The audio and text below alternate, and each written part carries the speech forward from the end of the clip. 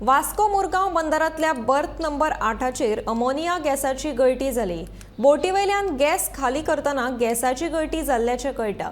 घडणुकेची म्हायती मेळटकीर उजो पालोवपी दळाचे जवान घडणूक थळार पाविल्ले, पूण त्या आदींच एमपीटीच्या कामगारांनी परिस्थिती नियंत्रणात हाडिल्ली।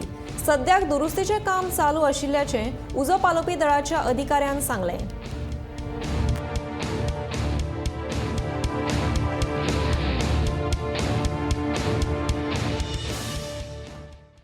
The call had 12:10 from Assistant Engineer Chanda stating that there is ammonia leakage in the berth number 8.